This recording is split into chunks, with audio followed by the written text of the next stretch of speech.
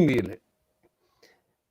Boa noite, eu sou Benedito Tadeu César, integrante do Comitê em Defesa da Democracia e do Estado Democrático e de Direito. Nós estamos começando mais um debate sobre conjuntura política, hoje com o tema A Questão Militar no Brasil Hoje. Teremos a participação de dois ex-ministros da Defesa que assinaram uma nota recentemente, no dia 17 de maio, os ministros Celso Amorim e Aldo Rebelo. Essa nota foi assinada por 5 ex-ministros, pelos dois que eu já me referi, 6 ex-ministros, pelos dois que eu já me referi, também pelo ministro José Viegas Filho, pelo ministro Nelson Jobim, pelo ministro Jacques Wagner. E pelo ministro Jungmann também. Desculpe, lógico, e o ministro Raul Jungmann. Tá? Bom, o que dizia essa nota? Reafirmava as suas convicções acerca do compromisso das Forças Armadas com os princípios democráticos ordenados na Constituição de 88 e condenava qualquer apelo e estímulo às instituições armadas para a quebra da legalidade democrática. Hoje nós teríamos, já estava programado esse debate, agora, há minutos, aconteceram alguns eventos que iluminam esse tema, tornam esse tema ainda mais atual, com as manifestações do general Heleno, do Gabinete de Segurança Institucional,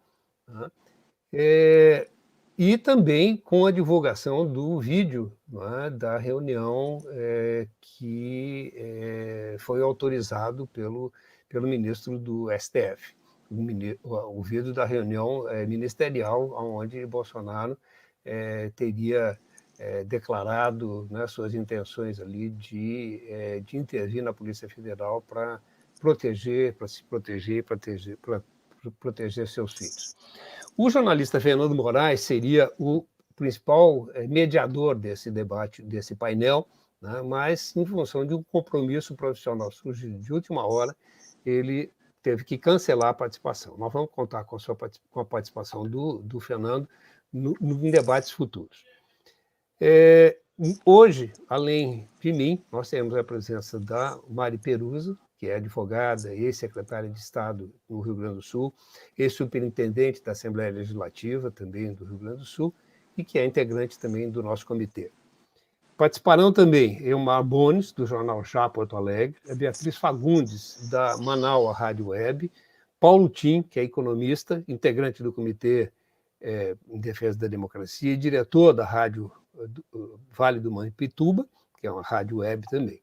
Todos esses veículos estão transmitindo esse debate. Além deles, nós, como é de costume, estamos sendo transmitidos pela Rede Soberania, pelo jornal Brasil de Fato e pelo blog Esquina Democrática.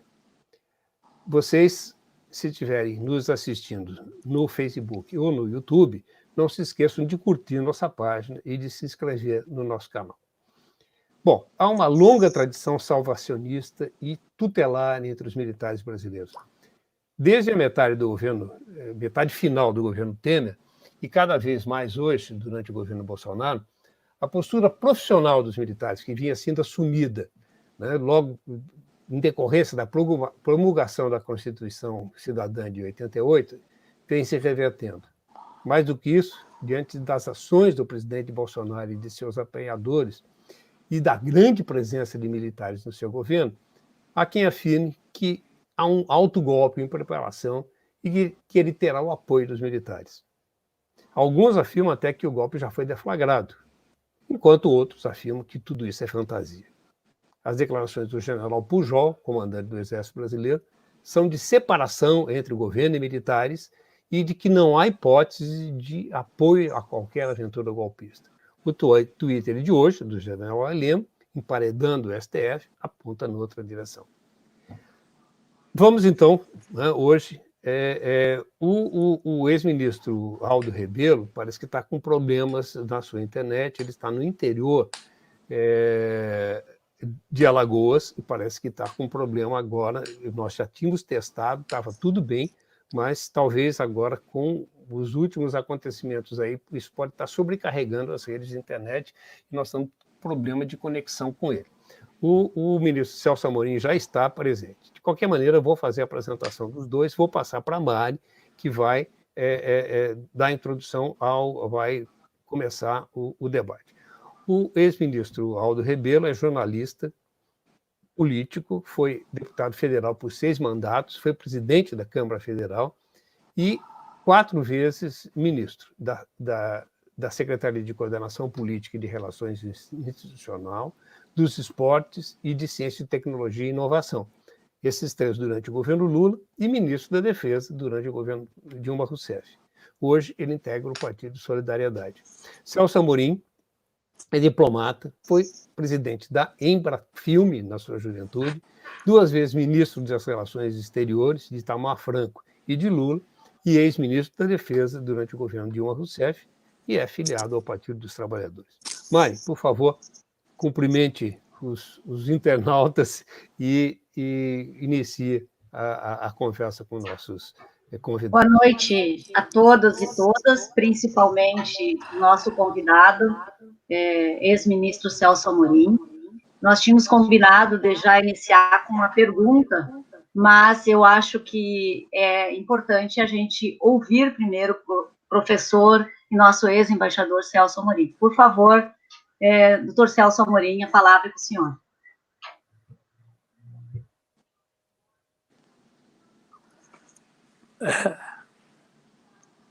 Desculpem, eu perdi um pouquinho. É para eu começar a falar, então? Exatamente, embaixador. Sim. Eu perdi todo... Eu vou repetir que há um problema qualquer na nossa comunicação. A minha internet é fraca, eu não sei se a plataforma é suficientemente forte para superar esse problema. Então, eu vou agora falar, mas eu estou tendo muita dificuldade de ouvir. Sei que foi feita uma apresentação do Aldo Rebelo e minha, e o convite para que eu voltasse a falar da parte da Mari. Olha, eu, como tenho essa dificuldade, eu vou tentar fazer uma exposição, na realidade. Não vou comentar muito o que é o assunto do dia, porque o assunto do dia a gente tem que esperar o dia seguinte para ver qual é o efeito dele. Obviamente, é algo que pode preocupar, mas eu apenas anotaria, e nisso realmente se restringirá meu comentário, comparando com a situação de quando houve aquele julgamento do STF sobre a segunda instância, o primeiro julgamento, que foi o responsável pela prisão do presidente Lula, é interessante notar apenas que o tweet de hoje, ou a nota, que foi através, não sei como ela foi divulgada, mas a nota de hoje não foi do comandante do Exército, né? Quer dizer, o que aparentemente corrobora a linha de que há um desejo dos comandos militares, ou pelo menos do comando do Exército, de demarcar entre... Eu não tenho certeza se isso será assim, eu não tenho bola de cristal, mas eu acho que isso seria uma coisa positiva se de fato se mantiver nessa linha. Bem, eu vou fazer uma breve colocação sobre como eu vejo a questão dos militares no governo hoje, e depois talvez vocês queiram fazer perguntas, mas eu pediria mais uma vez que, na hora de fazer perguntas, que fiquem poucas imagens no ar, de preferência até nenhuma, só a pessoa que estiver falando, porque senão eu não consigo acompanhar, por causa da internet. Bom, eu acho que é preciso, primeiro, digamos, para falar um pouco do próprio título, não há propriamente uma questão militar hoje, né? Quando se falava da questão militar na época do Império, era uma questão que confrontava os militares em relação ao poder, como uma questão religiosa. Não, hoje em dia o que há é uma questão dos militares, talvez, ou a questão em relação aos militares, mas não é uma questão militar propriamente no sentido que foi a questão do Império. Pode ser que eu esteja fazendo um excesso de filigrana semântica, mas eu acho que é interessante notar isso. E outro assunto que eu gostaria de mencionar é que é muito difícil a gente fazer essas distinções, elas são muito finas e elas, às vezes, podem caminhar para um certo bizantinismo, mas eu acho que elas, ainda que sutis, elas têm que ser feitas. Diferentemente de 64, em que houve, obviamente, um golpe militar, houve um golpe civil-militar, mas os militares deram o golpe. Foram o principal instrumento do golpe. Dessa pode dizer que tenha sido exatamente isso. houve sim uma participação, eu acho, durante o processo, sobretudo na prisão do presidente Lula, com esse famoso tweet do comandante do Exército, né, que a gente nunca saberá exatamente como teria sido a votação se não tivesse havido o tweet, mas o fato é que ele houve e ele pode sim ter tido um efeito de intimidação ou de convencimento de quem estava na dúvida de ir para um determinado lado. Então, isso, obviamente, foi um fato muito grave. E houve a participação de muitos militares na campanha para presidente do governo Bolsonaro.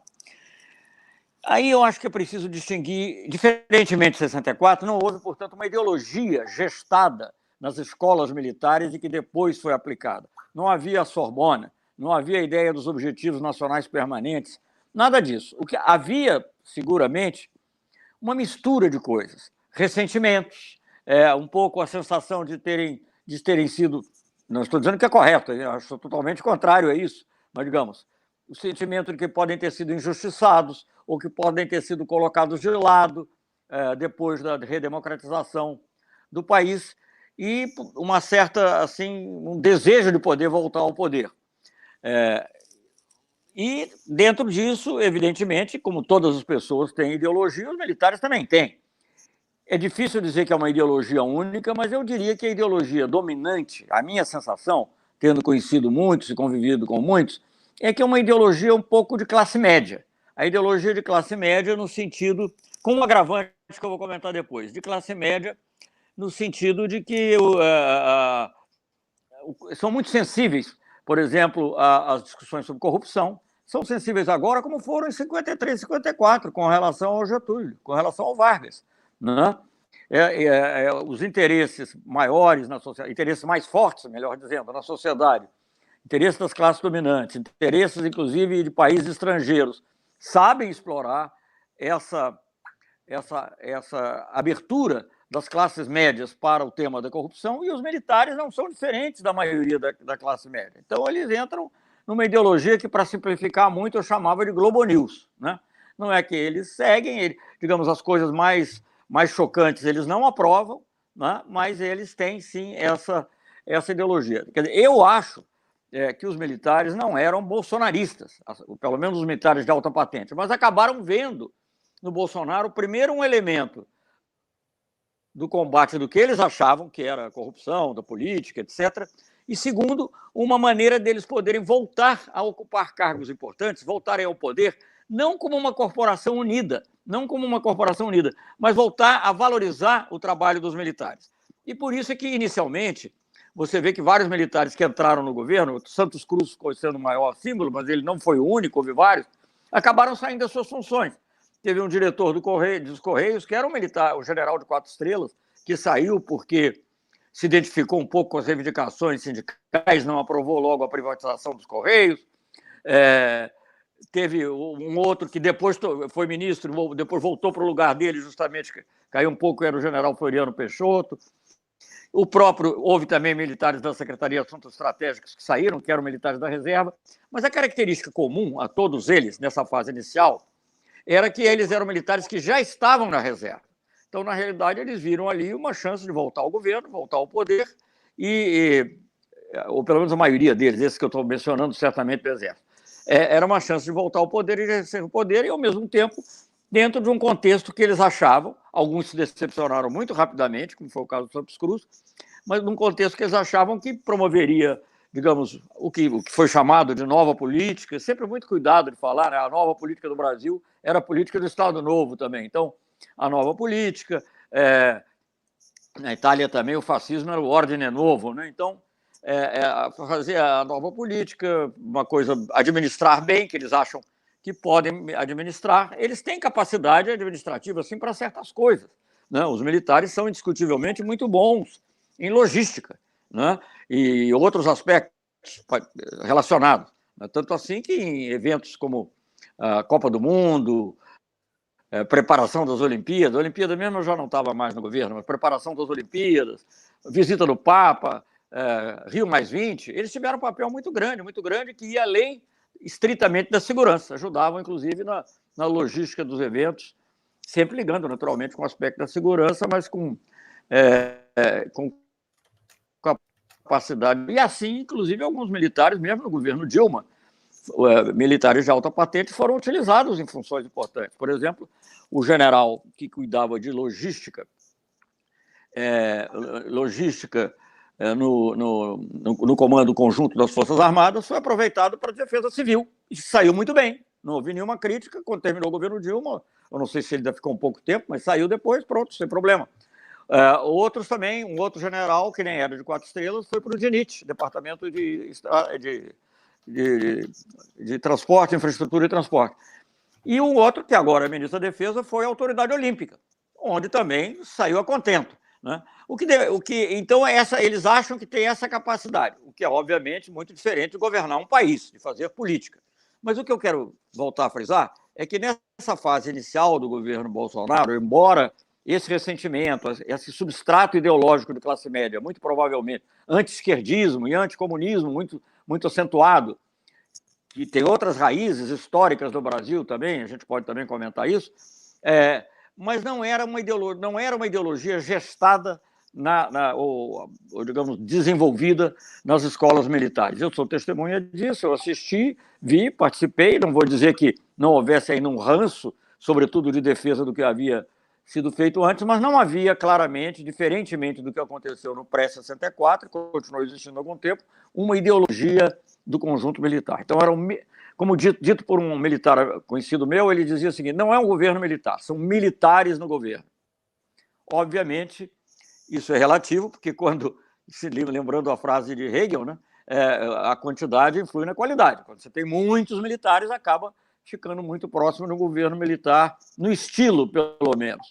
Bem, isso é verdade, eu acho, até um certo ponto. Eu acho que as coisas começaram a mudar quando o general Ramos, que era o comandante do comando importante, São Paulo, foi chamado para o governo. Mas mesmo o general Ramos ainda era um pouquinho uma exceção, porque o general Ramos tinha, não sei bem com que latitude foi dada a ele, porque isso não é correto, mas ele participou ativamente da campanha do Bolsonaro, da parte final.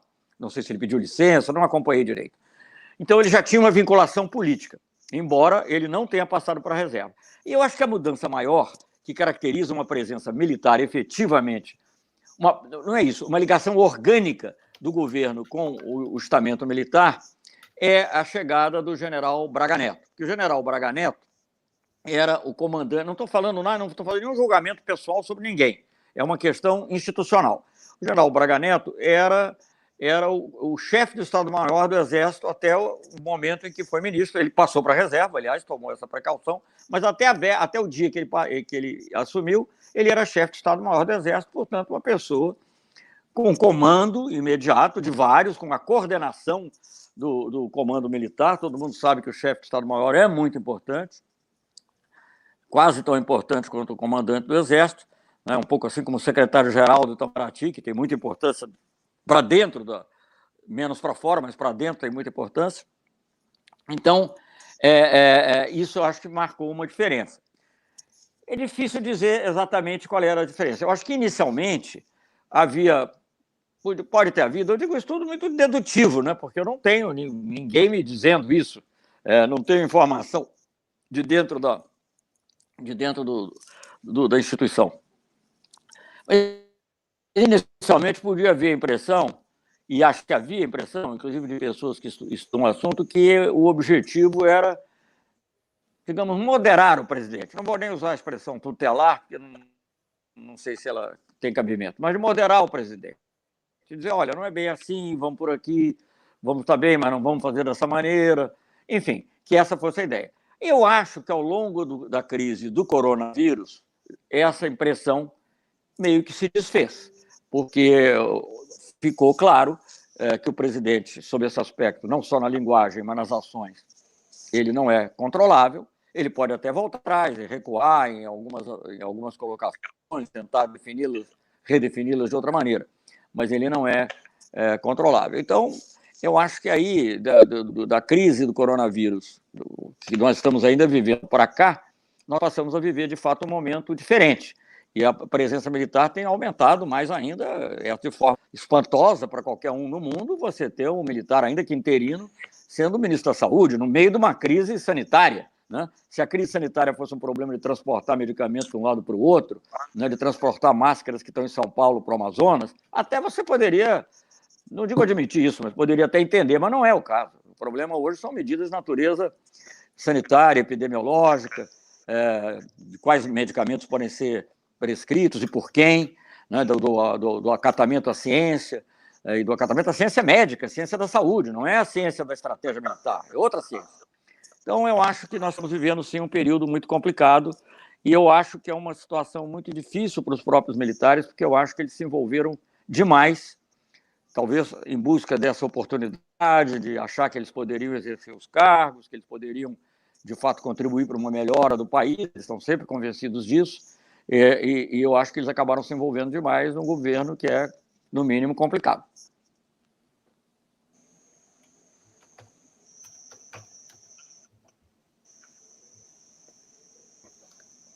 O ministro Aldo Rebelo está ao vivo agora. Acho que nós podemos... Mari, tu quer fazer a passagem para o ministro Aldo?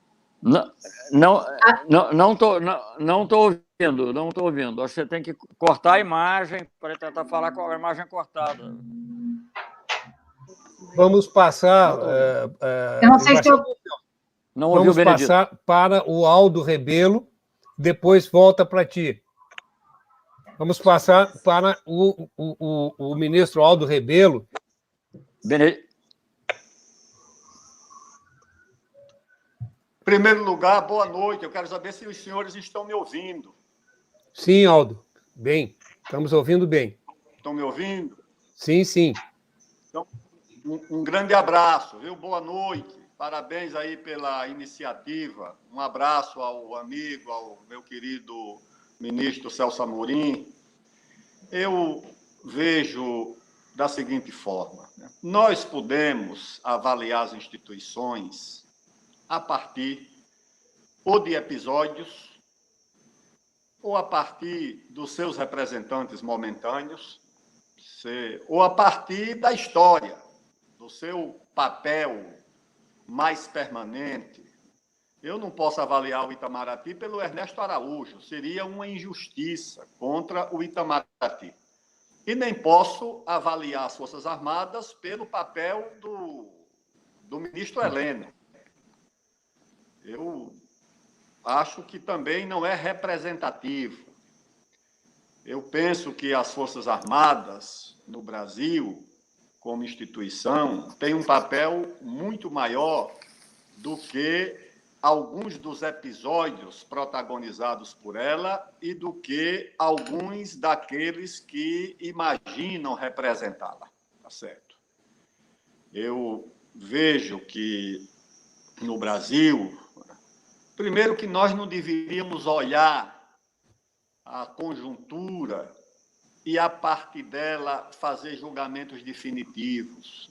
Aqui, nos anos 30, houve um embaixador mexicano no Brasil, chamado Alfonso Regis, que tem um belo ensaio, no qual ele diz que, durante a tempestade, isso a propósito da política, ele estava fazendo uma palestra, acho até que no Itamaraty, lá no Rio de Janeiro, 1930 e poucos. Ele dizia que, na política, nós precisamos olhar na linha do horizonte. A frase que ele cunhou é a seguinte, em espanhol, me perdoe molestar a língua dos nossos vizinhos, mas o seguinte, las lejanías nos curam de las cercanias, ou seja, o que está longe nos cura do que está perto. E ele dizia que, durante a tempestade, os marujos são orientados a olhar na linha do horizonte, porque, se olhar no casco do navio, eles se embriagam. E, da mesma forma, os militares, quando marcham, são orientados a olhar na linha do ombro daquele que está à frente, e não nos pés, porque, senão, ele sai da forma. Então, eu acho que nós precisamos, naturalmente, não desconhecer e nem passar ao largo da conjuntura, mas precisamos olhar na linha do horizonte, no esforço que cada instituição fez para que esse país viesse sendo construído. E acho que as Forças Armadas no Brasil carregaram essa dupla tarefa, essa dupla missão, a defesa do país e a construção do país. a construção em momentos difíceis. Durante a regência, nós tivemos 4 guerras civis simultâneas, uma aí no sul, a dos farrapos, outra na Bahia, a dos alfaiates, outra no Maranhão, a dos balaios, e outra no Pará, a dos cabanos. Eram 4 guerras civis simultâneas e nem o pulso e a autoridade do regente Feijó conseguiu debelar essa situação. Só havia uma instituição com alguma ideia de nação, de Estado Nacional, era o Exército. Só uma, não tinha mais nada. Não era esperar que Saquaremas, Luzias, lideranças localizadas, regionais, resolvessem aquela situação. Pelo contrário, elas protagonizavam esses conflitos. E o Brasil podia ali ser fragmentado, ter virado 5, 6, 8, sei lá, quantas repúblicas. O papel do Exército na abolição, o Floriano era abolicionista, integrava clube clandestino de abolicionistas, o Deodoro e tantos outros, a homenagem que os quartéis prestavam aos abolicionistas, ao navegador lá, o cearense, o jangadeiro Francisco do Nascimento, a República também. 30 também foi um episódio que contou com o apoio dos militares. O Góes Monteiro governou com o Getúlio no primeiro momento. Esses militares tinham nos seus clubes de engenharia um projeto de desenvolvimento do país. As teses do Euclides da Cunha eram os debates das sociedades de engenharia, onde predominavam os militares. Aí nós fomos até numa imagem do próprio Vilas Boas, depois, né, atravessados pela Guerra Fria, os militares. E hoje, o que é que nós temos? Eu não acho nem bom quando se usa a palavra os militares estão no governo. Eu acho que os militares não estão no governo. Estão no governo os amigos do Bolsonaro. Estão no governo os apoiadores do Bolsonaro. Eu não vejo engajamento dos militares que estão nos quartéis, daqueles que estão no serviço ativo. Agora, o general Heleno foi, desde o começo, um apoiador, o Ramos é apoiador, o Braga Neto foi convidado. Então, eu creio que nesse episódio de hoje, lamentável, porque eu imagino se a presidente Dilma tivesse dado posse ao ex-presidente Lula como ministro, independentemente da decisão do Supremo. Se o presidente Temer tivesse dado posse à sua ministra do Trabalho, a Cristiane Brasil, que a ministra Carmen Lúcia revogou.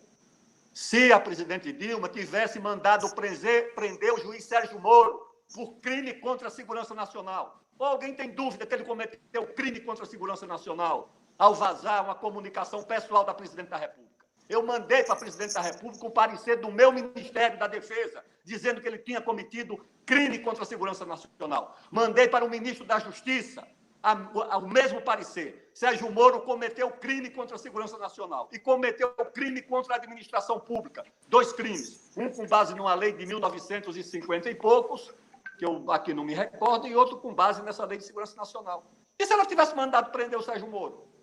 Os defensores da legalidade, aqueles que estão hoje tão milindrados pelo respeito entre os poderes, o que é que teriam feito? O que é que fizeram? Quando muitas vezes as corporações, não apenas essa, não apenas o judiciário, um ministro de primeiro grau mandou destituir o presidente do Congresso, um juiz de primeiro grau. Ora, pessoal, lamentavelmente, a disputa de poder entre as corporações e a fonte legítima, que é o povo, os eleitos, não começou hoje, tá certo? O sonho de empoderamento dessas corporações é muito antigo, tá certo? Se o ministro Heleno julga que o Supremo, ao pedir um parecer, o ministro Celso Mello não mandou quebrar nem recolher telefone de ninguém, nem do presidente, nem do filho dele. O que o ministro fez foi consultar com base numa norma, numa lei que prevê, consultar a Procuradoria-Geral da República. Aliás, eu acho que, na verdade, essa nota do ministro Heleno é muito mais para tentar cavar o parecer da Procuradoria-Geral do que para outra coisa. Tá certo? A minha opinião é essa. Porque é uma coisa absurda, porque se houvesse uma reação do governo, você tem o Ministério da Justiça. O Ministério da Justiça poderia fazer uma nota, um parecer, ponderando, etc. Você tem a AGU, a Advocacia Geral da União. Por que é que o general Heleno vai se meter nesse negócio? O que é que o GSI tem a ver com isso? Por favor, o que é que tem a ver com isso? Então, é o seguinte, né? Eu acho que é uma bravata, tá certo? Eu acho que é uma bravata inconsequente, não faz bem a biografia de ninguém fazer esse tipo de ameaça, porque isso não vai ter consequência, embora eu tenha visto agora que o presidente disse que não me entrega o celular dele para ninguém. Ou seja, então é uma situação deplorável, lamentável, né, que vai diminuindo esse esforço de construção da democracia no Brasil. E não acredito, sinceramente, que militares, quando eu digo os profissionais, os que estão nas forças, vão se meter numa confusão dessa. Se meter para quê? Com que consequência? Com que resultado? Patrocinar, ou seja, a defesa de um governo? Eu não estou acompanhando, mas quem começou a ver as cenas deploráveis da reunião, dizem que agora a televisão está mostrando, diz que é uma coisa lamentável, o nível em que se dá o debate nas reuniões ministeriais do atual governo. É esse governo que ameaça as instituições, é esse governo que ameaça romper a legalidade, porque o ministro Heleno deve saber que pode haver consequências imprevisíveis. É imprevisível para todo mundo, inclusive para ele, ou só é imprevisível para os outros. Consequências imprevisíveis são imprevisíveis para todos, e ele deve ter consciência disso. Mas como aqui na minha terra, tá certo? Se diz que cachorro que late não morde, eu vou dormir tranquilo, apesar dessa verborragia. Eu não acredito que isso vá ter maiores consequências, a não ser de oferecer um prato cheio, né, para a mídia brasileira, para a mídia do mundo inteiro, sobre essa situação do nosso país, né? Tá certo? E quando as coisas esfriarem, aí se faz um debate mais sereno. O mais lamentável de tudo, sabe o que é? O mais lamentável de tudo é que, ao não saber representar e defender as prerrogativas dessa instituição que é a Presidência da República, o atual governo e o atual presidente termina agilizando uma instituição ser forte no Brasil, que precisa ter protagonismo, porque é a única capaz de equilibrar e de enfrentar as desigualdades, os desequilíbrios. O Congresso é uma instituição essencialmente municipalista, o Senado é federalista, é dos estados. Na agenda do Congresso, a União só se faz representar quando o Executivo é forte no sentido de protagonista, respeitado, atuante, que tem iniciativa, não no sentido de pressionar ou de impor.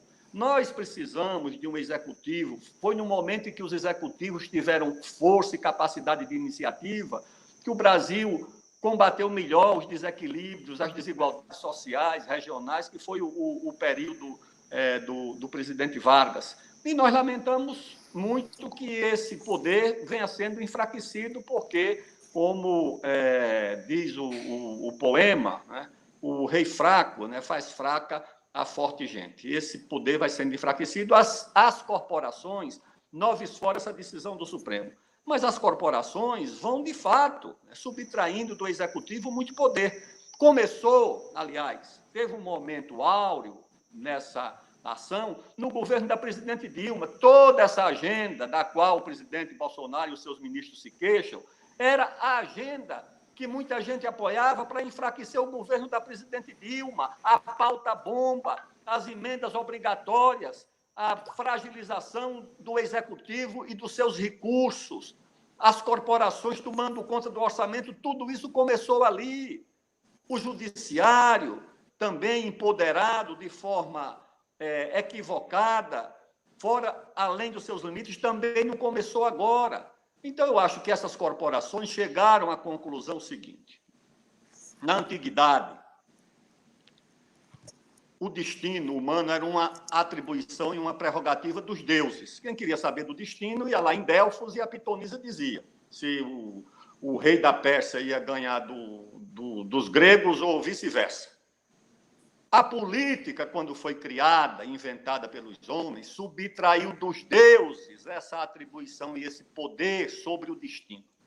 E a minha impressão, Novis Fora, a antiguidade e os deuses, é que essas corporações travam com a política a luta por esse poder, por um poder sobre o destino. Eu dizia para o pessoal do PSDB, da oposição, eu dizia, vocês pensam que o alvo é o Lula, é a Dilma, é o PT? O alvo dessa gente não é também o Congresso, os partidos, é muito mais do que isso. O alvo dessa gente é a política como mediadora do destino humano.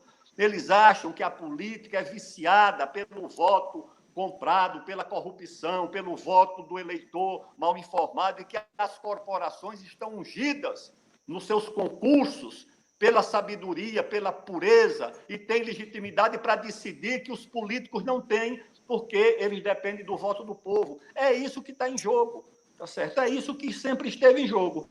Agora, num momento como esse, tudo fica desorientado no país em função disso, porque você tem um governo muito ruim, desorientado, que tenta atropelar tudo, e, de qualquer forma, é o Congresso e o Judiciário que tem colocado freio aos desatinos disso que é quase um desgoverno, lamentavelmente.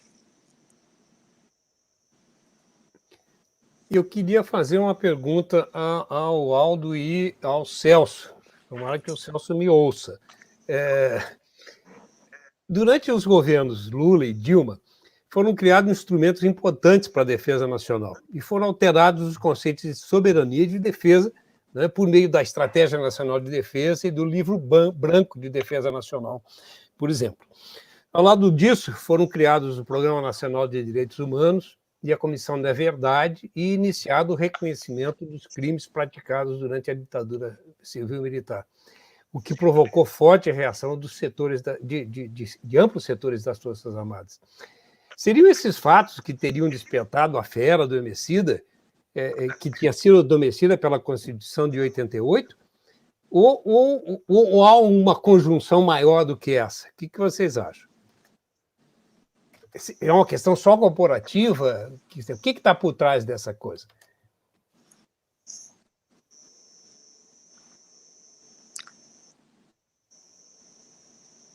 Benedito, eu não tenho certeza se eu ouvi a sua pergunta. Eu entendi os temas de que você tratou, né, da questão da Estratégia Nacional de Defesa, a Comissão da Verdade, os direitos humanos. Eu posso falar um pouquinho da minha experiência sobre isso. E eu concordo plenamente com o ministro Alto Rebelo. Nós não podemos julgar uma instituição em função da conjuntura.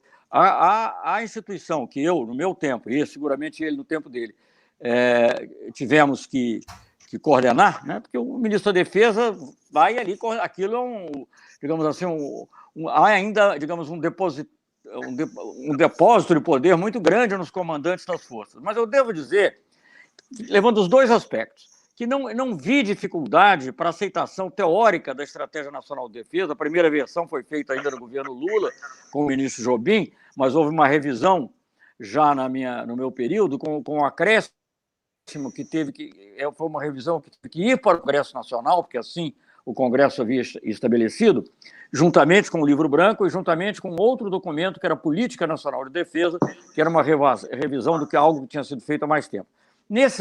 Na elaboração desses documentos, eu tive a cooperação de militares.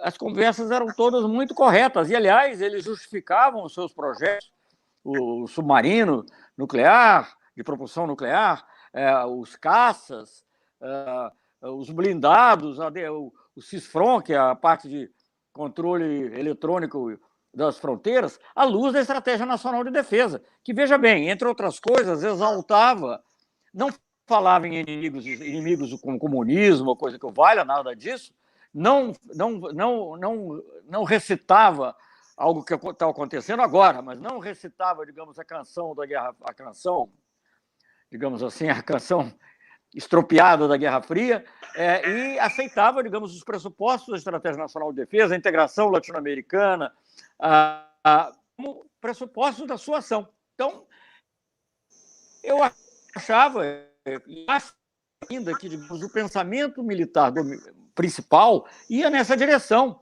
Eu não tive dificuldades com o comandante da Escola Superior de Guerra, que depois, aliás, foi comandante da Marinha, deve ter trabalhado diretamente com o Aldo Rebelo, que era um homem de primeira qualidade.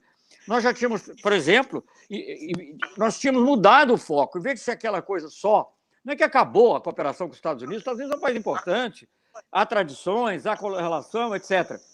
Mas o foco passou a ser a América do Sul. Um curso importante que foi criado naquela época, na própria escola, foi o CADSUL, que era o curso de defesa para a América do Sul, onde nós recebíamos oficiais de vários países, enfim, dos mais tradicionalmente próximos, mas também do Suriname, da Guiana, etc. Quando a Marinha Brasileira adquiriu 3 navios oceânicos, eu conversei com o comandante da Marinha da época, que era o almirante Moura Neto, e combinamos, olha, tudo bem, mas não vamos fazer a viagem de aprendizado pelo Mediterrâneo ou para os Estados Unidos, não. Vamos fazer a primeira viagem desses navios para a África, e assim foi feito. Nós abrimos adidâncias em vários países africanos, reforçamos na América Latina, abrimos, inclusive, ainda nesse campo, abrimos escritórios da Marinha em Cabo Verde, em São Tomé e Príncipe. Enfim, era uma visão compatível com a visão que eu, como ministro das Relações Exteriores, tinha do Brasil. Integração sul-americana, prioridade para a África, relações diversificadas. Veja bem que, diferentemente do que se diz, não havia uma visão de que era tudo com os Estados Unidos. Pelo contrário. Aliás, não é porque era contra os Estados Unidos, não, é porque os Estados Unidos criam dificuldades para eles próprios com as imposições que eles fazem sobre tecnologia, etc. Então, por exemplo, o programa do submarino é com a França. A França é um país da OTAN, todos nós sabemos, mas é um país meio especial dentro da OTAN, que sempre prezou muito a sua independência e que coopera conosco de maneira muito importante no programa cooperava, não sei hoje em dia como é que está, no programa do submarino nuclear, que é um programa importantíssimo para a defesa do pré-sal, importantíssimo para a defesa do país. Os caças, no final, seguindo a orientação da própria aeronáutica, foram comprados da Suécia, um país que não é membro da OTAN. Claro que tem partes americanas, como todos teriam, né? E, digamos, era o julgamento da aeronáutica que era compatível com o orçamento que ela tinha. Inicialmente, tanto o presidente Lula como eu, ainda como ministro das Relações Exteriores, nós teríamos tido preferência pelo francês. Mas a verdade é que, digamos, os constrangimentos orçamentários eram de tal ordem, né, mesmo no governo Dilma, que nós achamos que, finalmente, a opção do caça sueco era boa, porque tinha muita transferência de tecnologia, era o que tinha maior promessa de transferência de tecnologia. Claro que isso tem que ser acompanhado no dia a dia, né? Inclusive em algo, o Aldo saberá exatamente o que eu estou dizendo, muito importante, que é o código-fonte do sistema de armas, o que significa na prática que você pode mudar as armas porque você domina o código-fonte, não fica escravo de ter que comprar sempre as armas que eles, do próprio fornecedor do avião.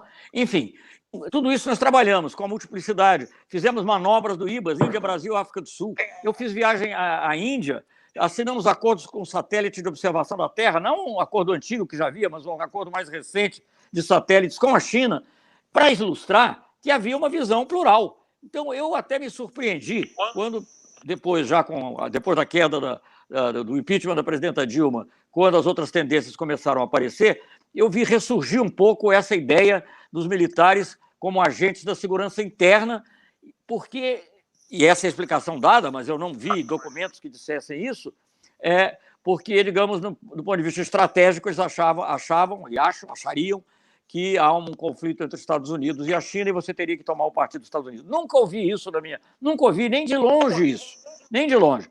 Quando ouvi, por exemplo, o sistema de defesa antiaéreo, basicamente artilharia antiaérea, nós estávamos negociando com a Rússia. E um general de 4 estrelas, que era o chefe do comando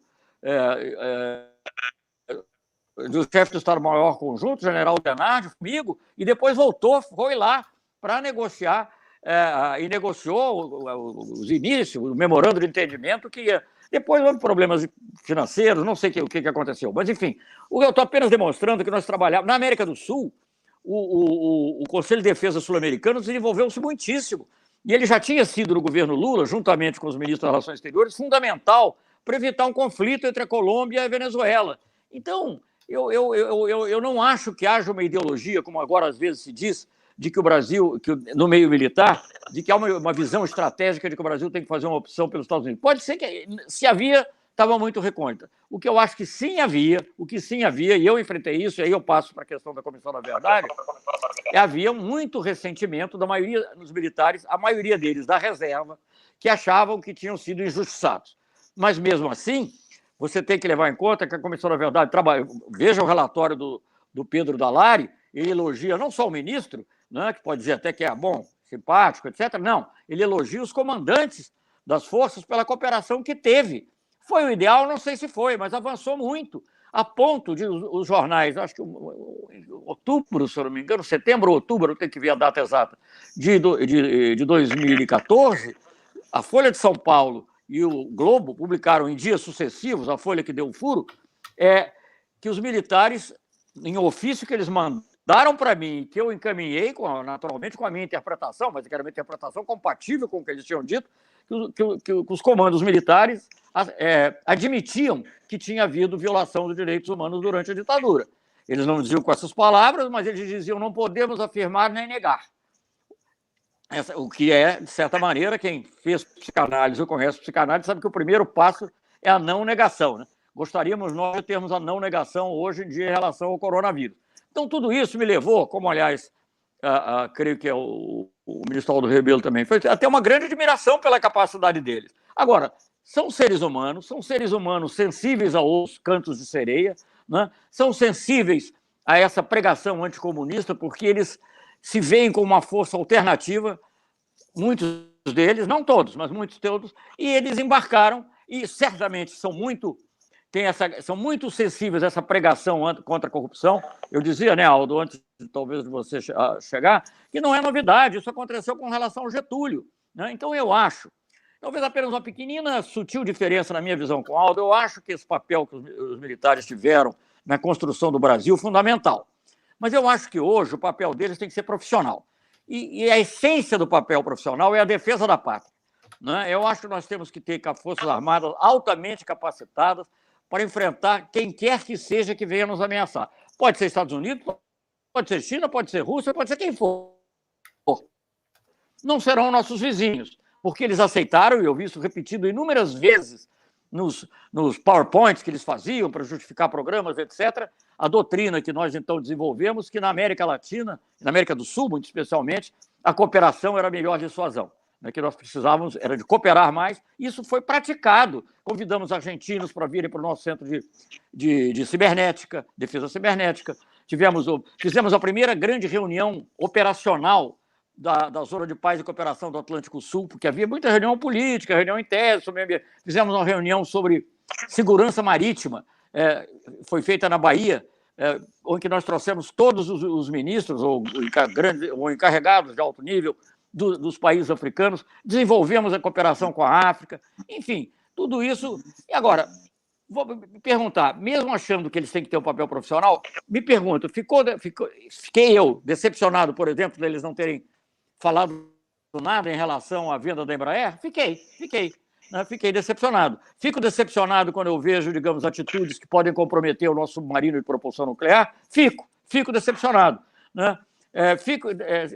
Enfim, então eu acho que, resumidamente, é isso. E sobre a situação atual, concordo plenamente com o que disse o Aldo, mas eu quero voltar a salientar um ponto que eu acho importante. Em 2000 agora já nem me lembro mais se é 16 ou 17, o tweet, ou 18, o tweet foi do comandante do Exército. Hoje o tweet foi de um militar no governo, e não de um militar que representa a força. Eu acho que isso é uma diferença importante para a gente ter presente. Os desdobramentos mostrarão se isso é fundamental ou não, mas eu acho que é preciso ter presente. Eu acho que todas as atitudes até hoje vistas espero não estar prejudicando ele ao dizer isso, mas enfim, acho que todas as atitudes do general Pujol são atitudes profissionais. Não é que ele seja politicamente contra o governo ou a favor. Ele é profissional, ele quer preservar as Forças Armadas, que elas devem ser preservadas para essa função essencial, insubstituível de defesa da pátria. Aldo, quer fazer algum comentário? Sim. Então vamos passar para a Mari. A Mari faz uma pergunta. Ministro Aldo. Oi. Há muitas declarações de diversos oficiais, também de reservistas, sobre os temas nacionais. Recentemente, o vice-presidente Hamilton Mourão escreveu um artigo que alguns interpretaram como sinal de unidade das Forças Armadas. Como o senhor vê essa questão? Para além do governo Bolsonaro, uma unidade para além. Como você enxerga a unidade interna no Exército atualmente?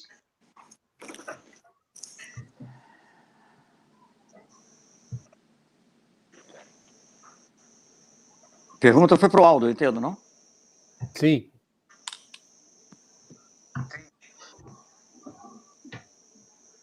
Aldo, ouviste a pergunta da Mari? Olha, eu ia sugerir fortemente que a pessoa que falasse, por um momento, desligasse a imagem, desligasse a câmera, porque fica menos pesado e a voz fica menos entrecortada. Ok, eu posso refazer, ministro Aldo, a pergunta, pode ser?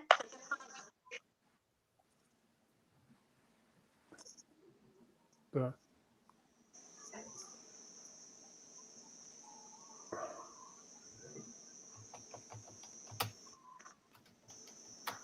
Não adiantou. Então, ministro Celso Tem Amorim, muita... pode ser para o senhor, né? Essa questão das declarações de diversos oficiais, reservistas, sobre os temas nacionais. Recentemente teve o artigo do Mourão, que alguns interpretaram como sinal de unidade das Forças Armadas, para além do governo Bolsonaro. Como o senhor enxerga a unidade interna no Exército atualmente?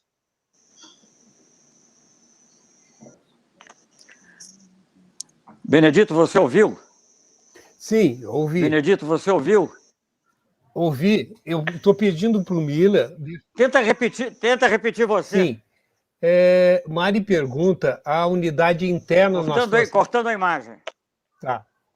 Mari pergunta sobre a unidade interna das Forças Armadas hoje.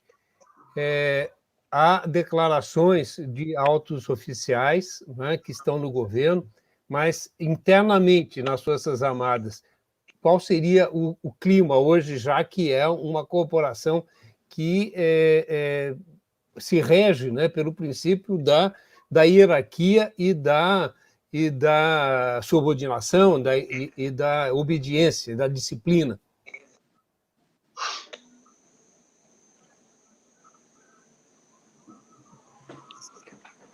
Mas a pergunta é para o Aldo, eu entendo que é para o Aldo, né? Que eu já falei bastante. Já não...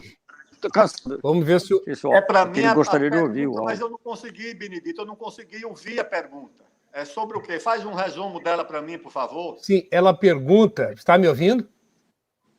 Tá. A Mari pergunta sobre... Corta a imagem, Benedito. Pergunta com a imagem cortada. Tá, deixa só o Aldo, então, Mila. Tenta deixar só o Aldo. Eu falo. Está me ouvindo, Aldo? A Mari pergunta da coesão interna das Forças Armadas hoje. Né? Eu estou vendo. Há altos oficiais no governo falando, se manifestando contra os outros poderes. A corporação é uma corporação que se rege pelo princípio da hierarquia, da disciplina. Como fica a coesão interna, né, se eles têm que obedecer ao presidente da República, né, e o presidente da República está se colocando contra as demais instituições?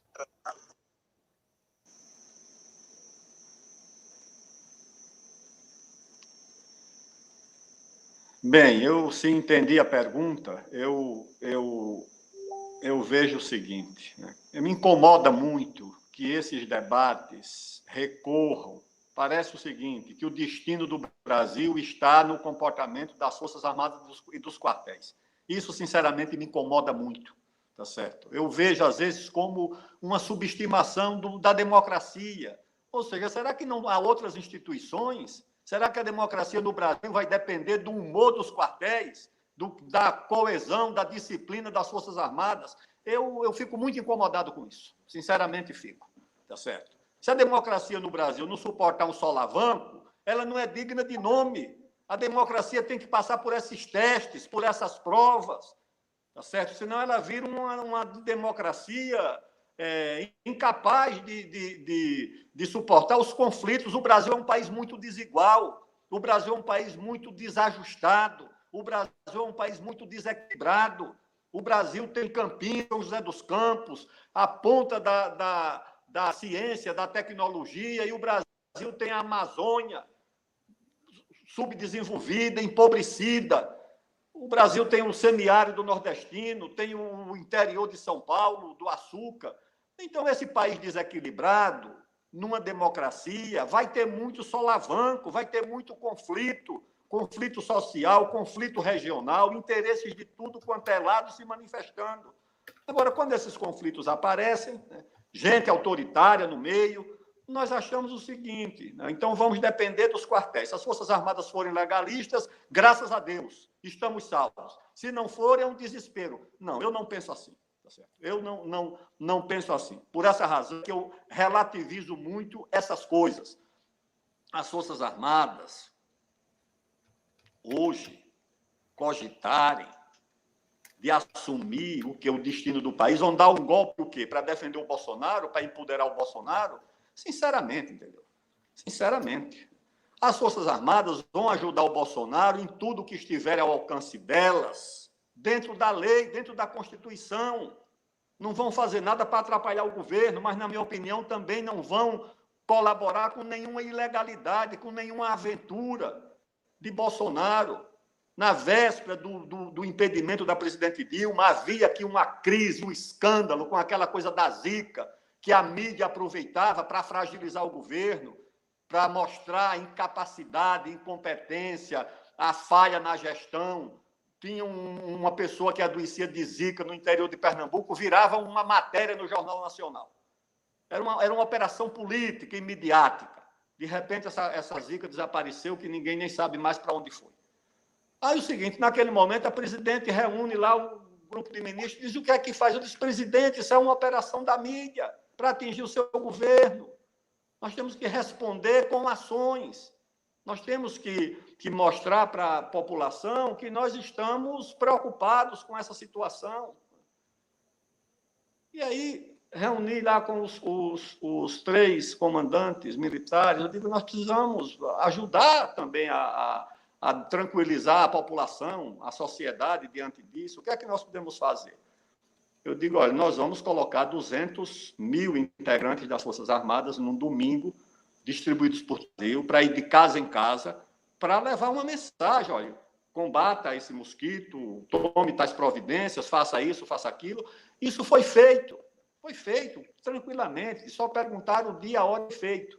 Então, eu acho que ajudar o governo, eles vão. Agora, pensar que vão se meter em aventura, acho que não, porque o princípio ocupou no caso da ida do presidente Bolsonaro à porta do quartel-general do Exército. É um mau exemplo.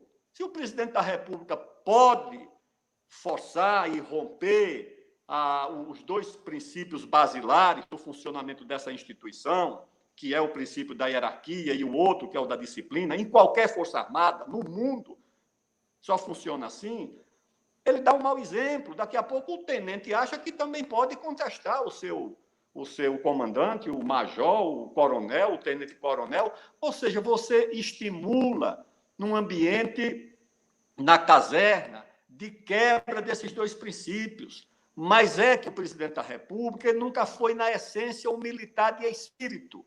O Bolsonaro eu conheço bem. Trabalhamos juntos na mesma Comissão de Defesa Nacional da Câmara durante mais de 2 décadas. O militar é um sindicalista de uma parcela das Forças Armadas, do cabo, do soldado, do taifeiro. Ele sempre foi isso, sempre numa relação de muito conflito com a hierarquia, se referia aos comandantes com palavras muito duras. Eu tinha que chamar a atenção quando presidia a comissão, recebia queixa dos comandantes pela forma como ele se referia aos militares, e que conhecem ele, esse comportamento. Por essa razão, eu acho que a alta hierarquia das Forças Armadas, né, não vai permitir abrir brechas nesses 2 princípios, o da hierarquia e o da disciplina, que isso só funciona para todo mundo. Não acha que um vai quebrar a hierarquia e a disciplina e o outro vai respeitar. Não. Essa instituição funciona dessa forma. Eu não acredito que esses arroubos do presidente e de alguns dos seus ministros sejam capazes de romper com esses princípios num momento como esse. Não vejo clima, né, favorável para qualquer aventura nesse sentido. Acho que as Forças Armadas vão passar por esse processo, né, de turbulência. Digo mais uma vez, não vão atrapalhar o governo. Acho que a melhor coisa do mundo que os militares fazem é não se pronunciar nem contra nem a favor. Certa vez pediram para o Osório um apoio lá para um político, ele disse: olha, eu não vou apoiar porque quem apoia desapoia, então é melhor ficar quieto. Então é o seguinte, eu acho que eles não deviam mesmo se manifestar, mesmo em casos que dizem respeito a eles, né? Deixe que a liderança política decida, né? Porque amanhã ou depois, né, em outro governo, em outra circunstância, o militar, de alguma forma, vai demonstrar alguma insatisfação com algum tipo de orientação. Eu acho que não. Eu acho que o melhor é a dedicação aos afazeres profissionais e aquilo que são ações institucionais, ou seja, cuidar desses programas que eles cuidam. A Marinha cuida do programa nuclear, a Aeronáutica cuida do programa espacial, fazem um trabalho social na Amazônia elogiável, né? É uma coisa assim comovedora a presença desses militares socorrendo os índios, os ribeirinhos. Eu vi muitas vezes, há muito tempo, né, como é importante a presença das Forças Armadas como presença do Estado e trabalho solidário com esses brasileiros isolados lá naquela floresta, desassistidos, longe de qualquer assistência do Estado, com os indígenas, com os ribeirinhos. Eu acho isso tudo muito elogiável, ou seja, a construção social, a construção científica, a construção tecnológica, o ITA, o KC-390, o CISFRON, todas essas ações de ciência, de tecnologia, os 2 primeiros computadores brasileiros, o Patinho Feio, o Cisne Branco, que eles ajudaram a construir com a Unicamp, com a USP, são ações louváveis, né? E acho que eles devem permanecer nessa missão, nessa dupla missão, a defesa e a construção. Quando eles se metem na política, o que geralmente acontece, quando eles se metem na política, acontece o seguinte, é inversamente proporcional. Quanto mais eles se dedicam à política, mais se descuidam da sua finalidade, do seu objetivo, que é a defesa do país.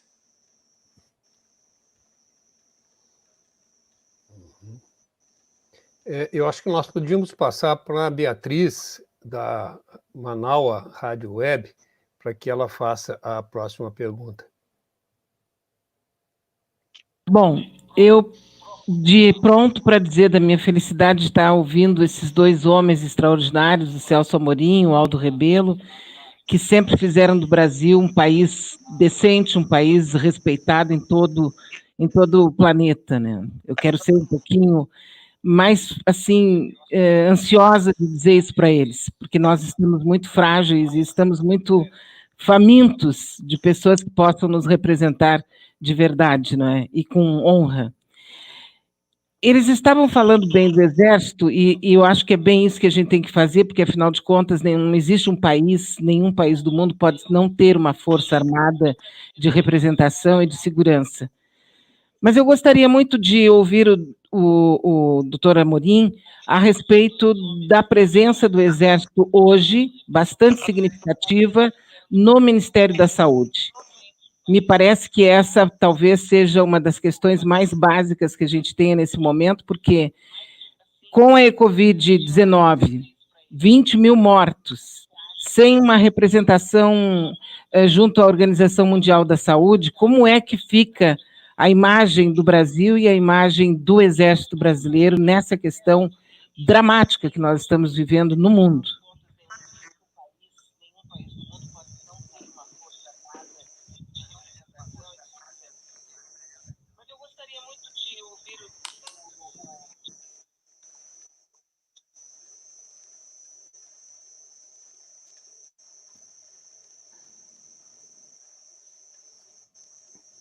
Tem que ir autorizado aí. Bem, estão ouvindo agora? Sim, sim, sim. Sim. Bem, eu acho que é um absurdo. Para falar a verdade, eu acho um absurdo. Eu acho que não tem cabimento. Eu fui presidente da Embrafilme, né, que era ainda a época do governo militar, mas nós estávamos vivendo uma abertura, né, começando a abertura. E já foi depois do governo Geisel, era o governo Figueiredo, e eu fui nomeado pelo Eduardo Portela, que era um intelectual, um homem, sei lá como definir, de centro, mas um intelectual aberto, que queria melhorar, professor universitário de alto nível, tinha escrito livros sobre África, sobre filosofia, etc., nomeado por ele.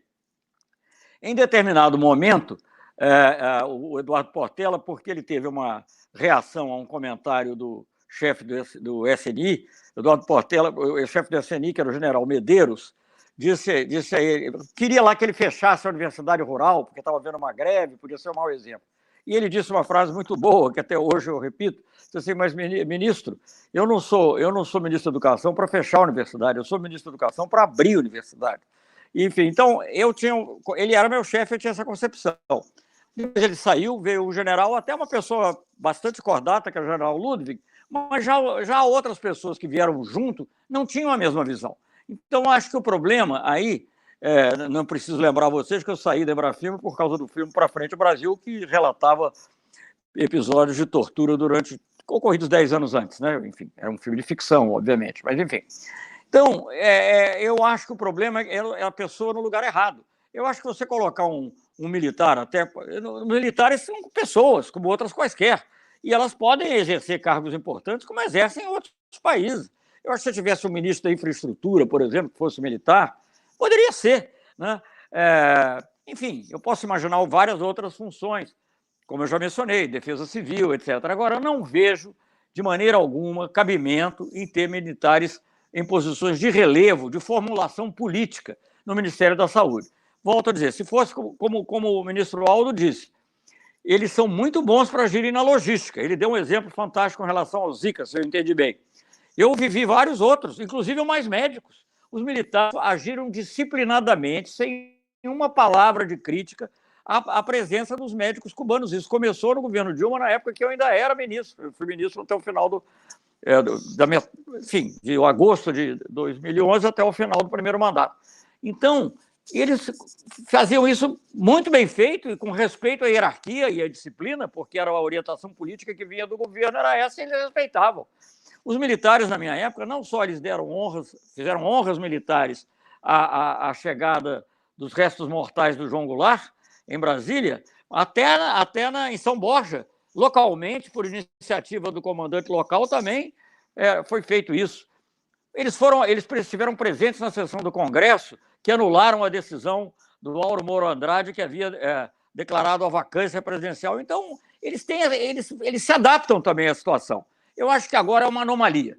Eu concordo com o Aldo, acho que nós não podemos dizer que são as Forças Armadas, mas eu acho que sim, uma presença tão grande, tão espalhada, né, em cargos tão importantes como esse o chefe da Casa Civil, que é um coordenador, né, eu estava vi um pouquinho dessa reunião ministerial, do lado esquerdo, aliás, não sei porquê, mas do lado esquerdo do presidente estava lá o vice-presidente, do lado direito estava o chefe da Casa Civil.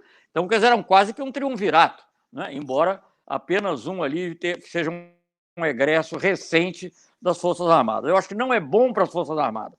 Eu acho que isso é inevitável que as pessoas acabem criando uma associação, ainda que ela não exista, ainda que haja uma diferença entre o comportamento do comandante do Exército e o comportamento do general que ocupa lá o GSI.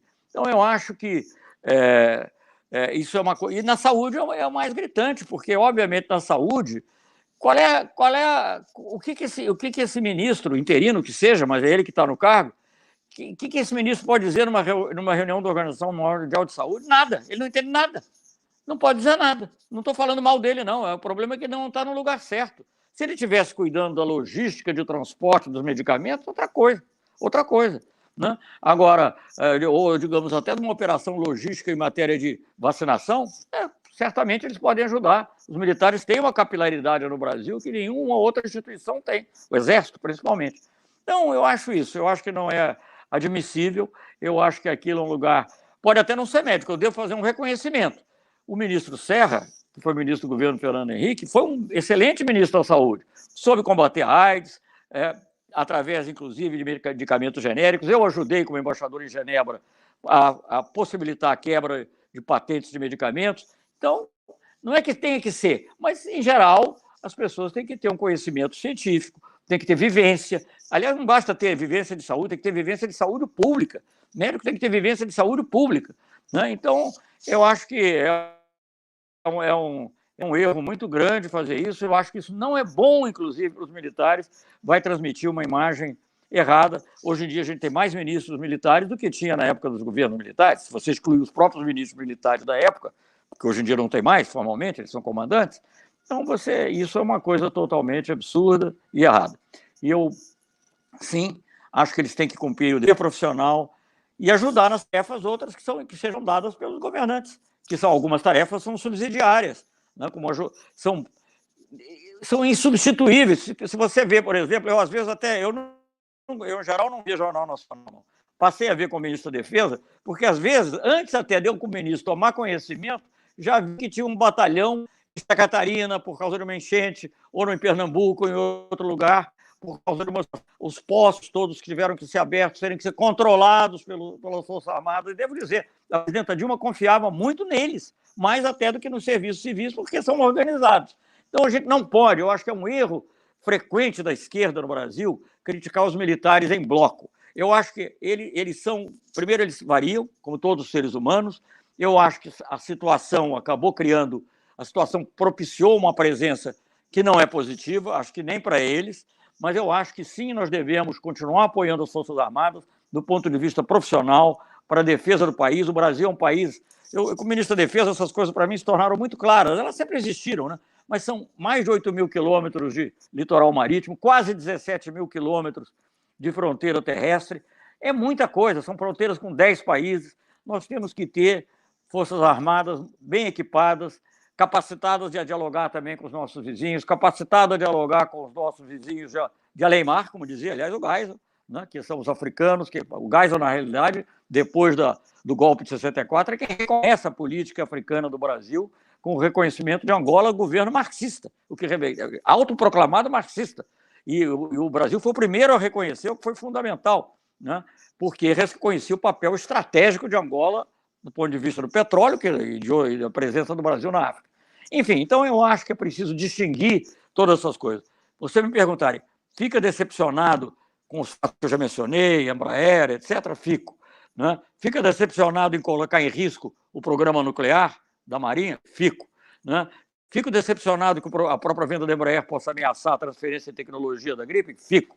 Fico decepcionado que os militares, de alguma maneira, não façam ver, ainda que discretamente, os danos que estão sendo feitos à soberania nacional por uma política externa totalmente desequilibrada, porque não é só ela ser de direita, é desequilibrada. Né? Isso não sou eu que disse, foram 8 ministros, altíssimos funcionários, mas 6 ministros, mais o embaixador Recupero, que não foi ministro propriamente das Relações Exteriores, todos de acordo que não há é uma submissão absurda aos Estados Unidos. Isso não é bom. Isso não é bom e não pode ser bom para os militares também. Não pode ser bom para as Forças Armadas a médio prazo. Não tem que ser submisso a ninguém. O Brasil tem que jogar dentro da multipolaridade, dentro da integração sul-americana e com independência. E eu acho que esses são valores que eles cultivaram e que eu vi eles falarem muito. Agora, o Brasil sofreu essa distorção absurda, o canto da sereia do combate à corrupção, que sempre é contra a esquerda e os governos mais nacionais. E esse canto da sereia, que talvez tenha encantado alguns setores, a possibilidade de ter cargos no governo e de recuperar a influência também, e algum ressentimento que deve ter havido também, sobretudo militares da reserva, mas que tem alguma influência, também pesou. Mas eu acho isso, eu acho que ainda é tempo, e eu, para falar a verdade, eu concordo com o ministro Aldo, eu acho que eles têm que cumprir o papel deles, mas aqui às vezes é muito difícil, né? Mesmo disse, faz fraca. Então, bem ou mal, você pode até achar que tem lá um militar que entende a beça de saúde, de medicamentos, mas para pôr nesse governo ele vai ter que fazer o que o presidente Bolsonaro manda fazer. E aí, queiramos ou não, isso contamina a imagem da instituição da qual ele veio. Eu acho que não é bom. Eu se fosse militar, daria uma orientação. Você não pode proibir, evidentemente, mas a orientação, sobretudo para os da ativa, ou que são egressos da ativa, era não participar. Os que já estão, não tem muito mais jeito. Mas não começar a aceitar mais convite, não, porque não é bom para eles e não é bom para o país. Eu acho que nós podíamos passar para o Paulo Tim, para que ele faça uma pergunta. Vale do Mampituba, Rádio Web. Tim, por favor. Não esqueça de abrir o teu microfone. Ok, aqui abrindo, já cumprimentei o meu velho benfeitor, porque me ajudou muito há 50 anos, quando eu estava no Chile, a terminar meu curso, graças a uma bolsa lá da UEA, que ele me ajudou muito. O Aldo conheci muito jovem, chegando na Câmara, vindo da presidência da UNE, nos anos 80, acho, né? Fico feliz em reencontrá-lo de novo. E, rapidamente, apenas dizer que eu tenho uma história, digamos assim, de aproximação com a questão militar, porque eu sou de família militar, pais, irmãos, e eu próprio iniciei minha vida e carreira militar. Tenho colegas que são generais, a maior parte já, inclusive, já morreu. Então, eu tenho uma vivência, até me dedico a estudar. Até escrevi um texto e juntei uma série de artigos que estão publicados agora aí no nosso WhatsApp, no nosso grupo, inclusive com um texto, esse famoso artigo do Mourão, que é para ilustrar quem tem mais interesse sobre isso, né? De maneira geral, queria até louvar o Aldo, porque a minha visão também é essa, embora eu acho que tem uma diferença entre o exército do Império e o da República. E aí, insistindo, quer dizer, o Exército tem 100 anos, de 1888, quando parou de catar escravo, até 1988, que foi a coluna vertebral do país. E isso porque o país estava se organizando, a gente era 13 milhões de pessoas, a maior parte do campo, e eles expressavam, como diz o nosso embaixador, uma aspiração de classe média nacionalmente organizada que durante 100 anos interveio. E tinha uma particularidade, eles eram preparados numa sociedade que não tinha preparo. Então tiveram, e pararam. Em 1988, encerrou-se esse processo, a sociedade brasileira era outra, e é outra. Eu acho que aí o Aldo tem razão. Nós temos hoje não só instituições já muito consolidadas, como temos um quadro de pessoas, de técnicos. Os militares não têm nenhum papel hoje, a não ser um papel subsidiário, ou aqui ou acolá, um papel pontual, mas nenhum papel estratégico. E aí eu queria, então, ler e perguntar a eles o que eles acham dessa observação, que é do Gustavo De Franco, que ele diz o seguinte, né? Que é o despreparo dos militares de querer voltar a ocupar esse papel que tiveram, não tem mais lugar. Diz ele que é claro que os currículos da AMAN, que é a academia, de outros centros de formação de militares, têm que ser revistos. Eles saem dessas escolas analfabetos democráticos, têm noções pedestres de Estado de Direito, mas não conseguem vaciná-los contra a recorrência de padrões autocráticos porque eles não aprendem a captar o DNA da democracia. E ele, enfim, acaba dizendo, nesse seu artigo que ele publicou no Face, né, que os militares não representam hoje uma coluna vertebral nem de instituições e nem do conjunto da sociedade brasileira. Aquela época dos 100 anos, eles tiveram um papel fundamental. Todos os projetos, inclusive da era Vargas, nasceram em escolas de engenharia militar, siderurgia, petróleo. Teve continuidade isso no período Geisel. Então, hoje não tem mais. Hoje a ciência e a tecnologia já caminham por conta própria. Então, acho que eles estão despreparados. Talvez tenhamos errado de não ter entrado mais firme nas escolas de formação militar depois da redemocratização. Mas o que vocês acham? Eles têm algum papel hoje estratégico na vida brasileira, como tiveram no período 88 do século passado? Aldo e Celso, ouviram a pergunta? Eu acho que são duas perguntas do Tim. Uma com relação ao currículo das escolas militares, se ele não precisaria ser atualizado, né? E outro, qual o papel que os militares têm hoje na sociedade brasileira.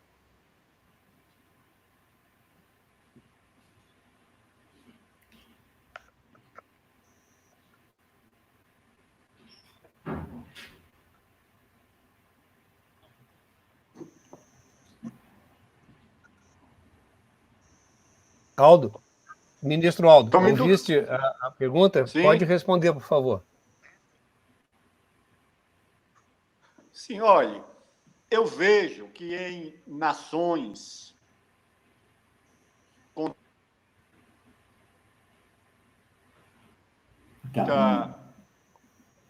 muito institucionais cumprem um papel importante. Então, onde? Interior da onde?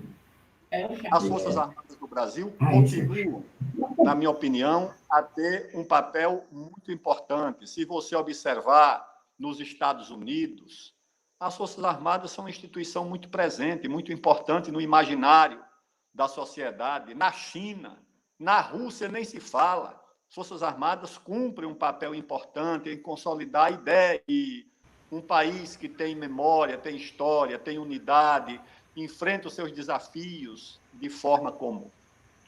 O que acontece no Brasil é que a Constituinte de 88 foi realizada logo imediatamente após os governos militares.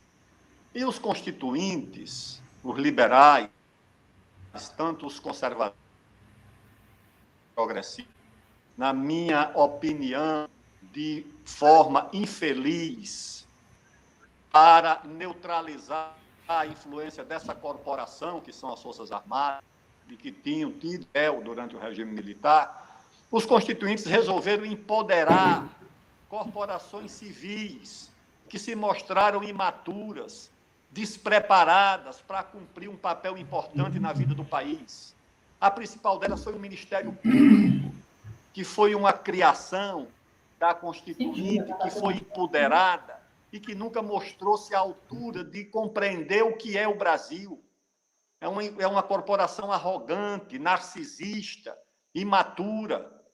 Até eu vi alguém se referir aí que não gostou do meu discurso contra as corporações, dizendo que eu falo mal dos servidores. Não estou falando de servidor, estou falando das corporações que querem se empoderar e substituir a política.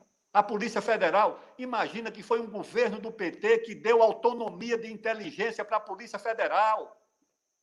Como é que você dá a autonomia de inteligência para a polícia? Você transformou cada superintendência numa Polícia Federal autônoma, sem sentido de hierarquia, sem ter prestação de contas para ninguém. Até alguém disse, não, mas foi o único período em que a polícia teve autonomia e o Ministério Público transferir da Constituição para uma associação privada a prerrogativa de indicar o chefe do Ministério Público, como foi feito. Por quê? Vai tirar da Constituição a atribuição do presidente para transferir para uma associação privada de procuradores. Então, eu acho que o empoderamento dessas corporações foi um erro.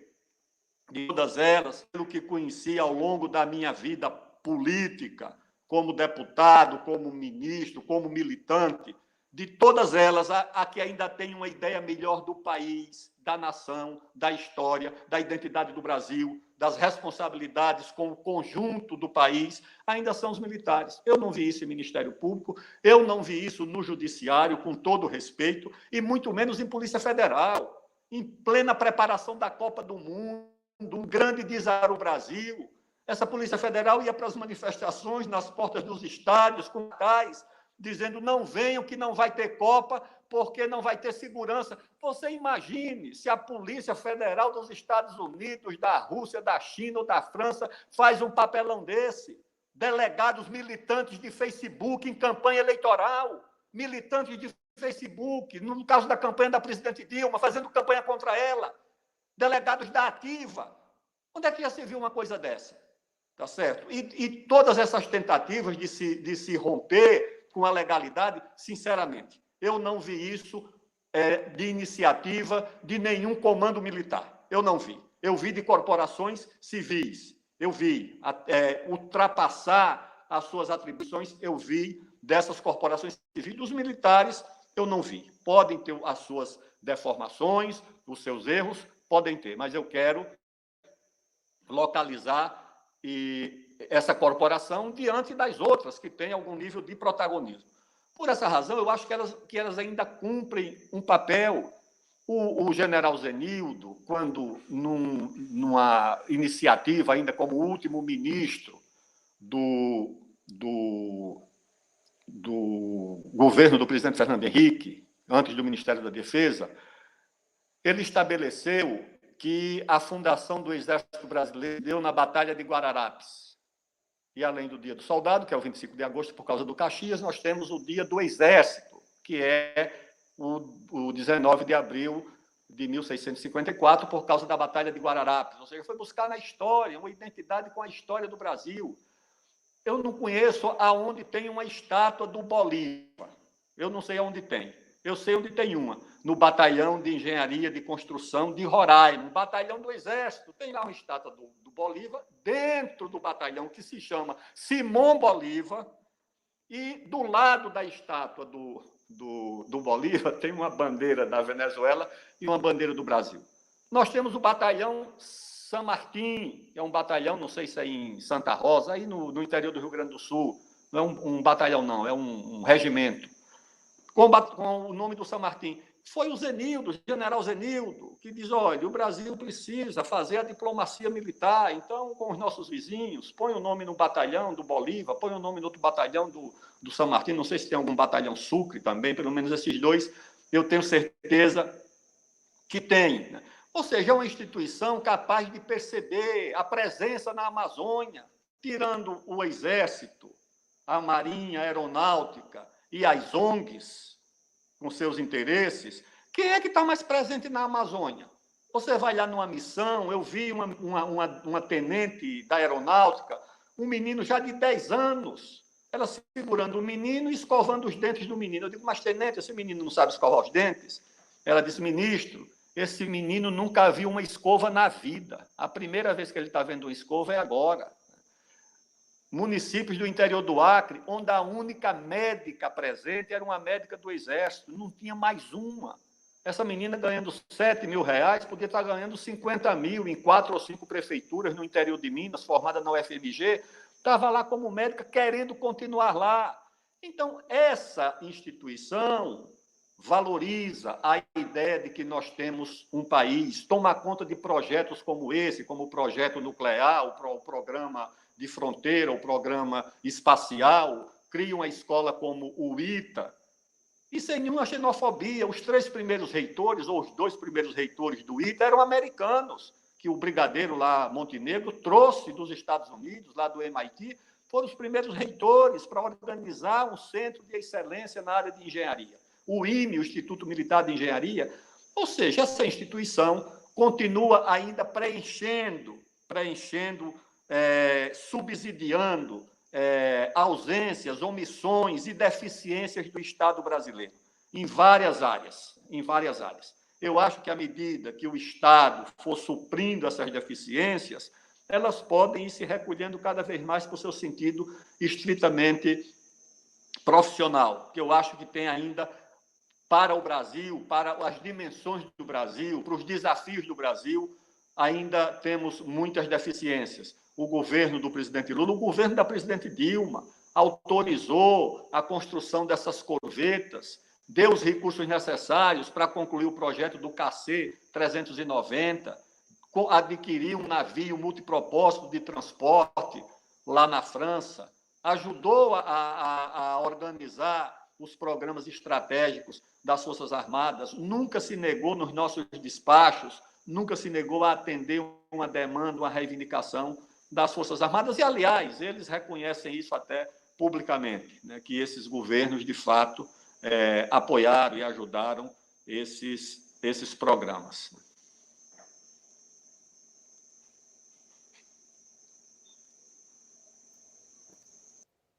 Eu passaria para a Mari Peruso, se tiver alguma pergunta, ou para a Bia novamente.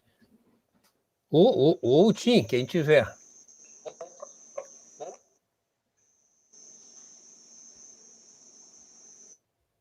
O ministro Celso Amorim teve um problema com a conexão e também com a bateria, não sei se é o celular ou se é o laptop dele. O fato é que ele se desconectou. Vamos ver se ele consegue voltar, senão continuamos com o ministro, apenas com o ministro Aldo Rebelo. Nós já estamos há 1h30, né, no ar. Eu acho que nós podemos começar a caminhar para o encerramento. Quem entra com nova pergunta, por favor?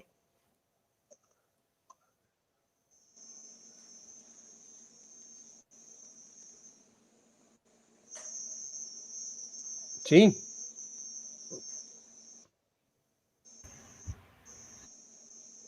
Temos um excelente debate, eu apenas quero cumprimentar o Amorim por essa presença que eu acho que foi muito bom, excelente. Não tem mais nenhuma pergunta, não. É um tema, né?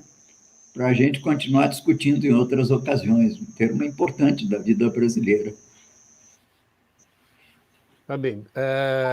Mari, alguma pergunta nova? Ou Beatriz? Sim, Benedito, eu gostaria de ouvir do ministro Aldo a seguinte questão. Tem vários analistas, eu concordo muito com o ministro, que a gente não pode julgar as instituições pelos atos ou ações de parte de seus membros, né?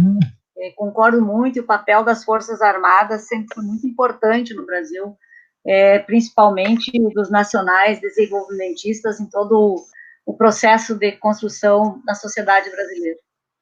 Mas tem analistas que dizem que integrantes do alto oficialato brasileiro, por estarem convencidos de uma certa fraqueza brasileira no cenário geopolítico internacional, uma nova divisão bipolar do mundo decorrente da ascensão da China e a iminente perda da hegemonia estadunidense, optaram por um alinhamento incondicional aos Estados Unidos e pelo abandono das pretensões e conceitos elaborados e adotados pela política internacional e de segurança brasileira, principalmente durante o governo Lula. Qual a dose de verdade contida nessa análise?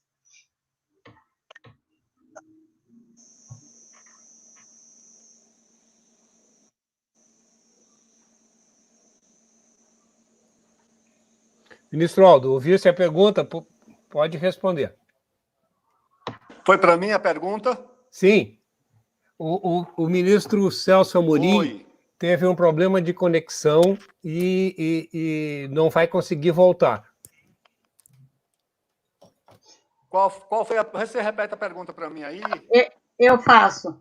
Qual a dose de verdade sobre a questão de uma mudança de oficialato brasileiro, de se perfilar a política dos Estados Unidos, hoje na questão China-Estados Unidos, por conta, né, de alguns analistas dizerem que a política internacional e de segurança brasileira, principalmente durante o governo Lula, eles questionam isso e passam hoje a fazer uma opção dessa bipolaridade pelos Estados Unidos.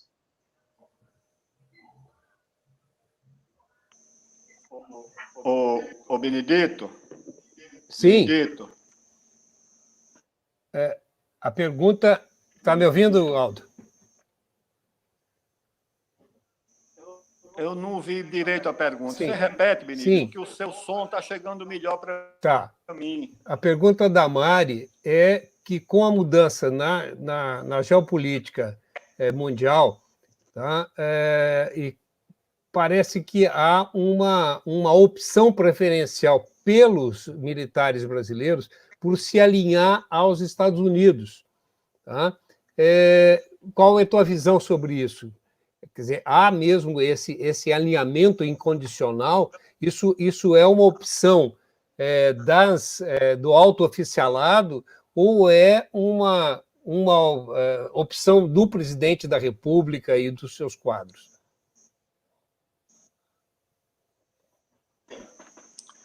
Bem, se eu entendi a pergunta e consegui ouvir, primeiro o seguinte, política de defesa não é estabelecida pelo comando militar, política de defesa é uma política de Estado, em primeiro lugar, do presidente da República, em segundo lugar, do Ministério da Defesa. Além do mais, nós temos 2 documentos, a Política Nacional de Defesa e a Estratégia Nacional de Defesa, que foram documentos exaustivamente discutidos, exaustivamente revisados, com a participação dos militares. A primeira versão ainda, na época em que o presidente Lula e o ministro era o Jobim, e os militares entregaram ao presidente Lula, fizeram inclusive uma exposição em Palácio desse documento, com a participação do Itamaraty, para reunir na política de defesa, não só a estratégia, a política nacional de defesa, mas também juntá-la com a política externa do Brasil. Tanto que na Câmara dos Deputados, nós fundimos as 2 comissões, a Comissão de Relações Exteriores com a Comissão de Defesa Nacional, numa comissão única, partindo do pressuposto de que a Agenda Nacional de Defesa e a agenda da política externa do Brasil passavam a ter uma sintonia muito fina. Portanto, não é determinada pelo comando do Exército, pelo comando da Marinha ou pelo comando da Aeronáutica.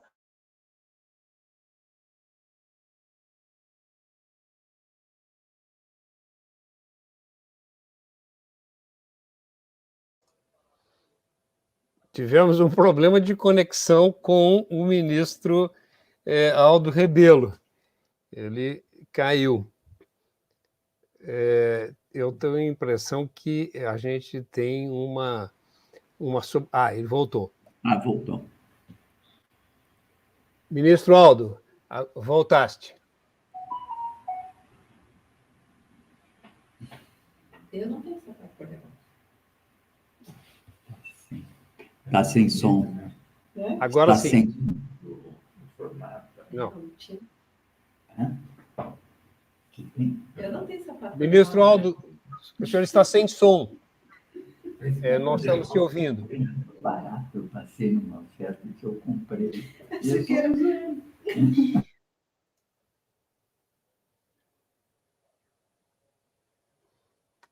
Olha, estamos com um problema.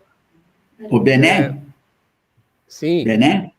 Enquanto ele recupera o som, porque ele não está ouvindo o som, poderia eu fazer uma pequena observação sobre a pergunta dela? Faça. Se ele voltar, imediatamente me tira, Eduardo. Tá. Eu acho que é um assunto interessantíssimo esse, que é a reconfiguração dos polos hegemônicos no mundo, né? E realmente, na Guerra Fria, os militares, quando a Guerra Fria entre 47 e 91 era um confronto... Sim, deixa só te fazer um pedido. Abaixa um pouco a tua câmera para tua boca aí aparecer porque, inclusive, há muita reclamação do pessoal que tem problema auditivo, de que se não vê a boca, fica difícil ouvir. Já está enxergando agora? Sim, agora sim, Tá. agora sim. O Aldo, a hora que quiser entrar, entra. Só está aqui ocupando o espaço. É que, na época da Guerra Fria, o confronto Estados Unidos e Rússia e União Soviética era um confronto eminentemente bélico. Estivemos até a porta de um conflito nuclear. Isso levou a esse alinhamento da segurança nacional, da Guerra Fria. O quadro hoje é um pouquinho diferente. Claro que há uma polaridade. Eu acho que alguns herdeiros dessa concepção da Guerra Fria estão fazendo furor e não estão, até dentro das Forças Armadas, e nós não estamos sabendo explicar que a fase é outra. Embora a China talvez saia como uma grande potência hegemônica agora da crise do coronavírus, a visão hoje do confronto ela é tecnológica, ela é econômica, ela não é nem ideológica, porque na época da União Soviética a União Soviética apoiava o movimento comunista internacional, apoiava movimentos de libertação nacional. A China não tem isso. A China optou por um outro caminho, muito pragmático, muito confucionista até, né? Então, a China está num confronto, mas é de natureza tecnológica e econômica, não é o conflito bélico. Então, eu acho que a gente tem que explicar um pouco e voltar sempre sobre isso, porque a China não está querendo dominar os países, ainda que, digamos, agora ela saia fortalecida, a Rota da Seda vai desembocar ali na Lombardia, onde já tem 300 mil chineses morando e um parque industrial chinês imenso lá. Aliás, esse foi um dos fatores que graçou muito a pandemia ali naquele lugar. Mas nem por isso a China está fazendo intervenções na política interna da Itália. Então, eu acho que é importante que a gente diga que esse novo cenário geopolítico internacional não tem nada a ver com Guerra Fria. Esse pessoal do Bolsonaro está com um papo antigo. Como é antigo esse papo, por exemplo, neoliberal do Paulo Guedes. Isso é gente dos anos 60, 70, que está querendo ainda bancar o bacana. Um discurso está completamente ultrapassado, tanto do ponto de vista geopolítico quanto do ponto de vista econômico. Não tem sustentação, são retrógrados, são muito retrógrados. E eu acho que a gente tem que apostar nisso que o Aldo diz, um diálogo, um esclarecimento, mostrando, inclusive, que é um fato normal, entende? A China ter crescido como cresceu, e isso não vai invadir a nossa cultura, a nossa religião, a nossa política. Temos que fazer negócio com a China, ter esse senso pragmático. Desculpa, tomara que o Aldo já possa entrar aí, eu só ocupei para não ficar sem... Tá. Vamos ver, ministro Aldo, vamos ver se conseguimos retomar.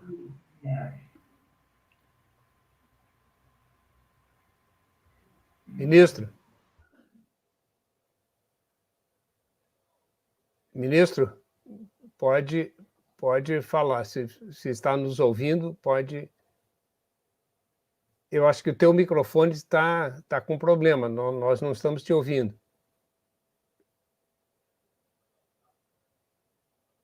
Alô? Não te ouvimos.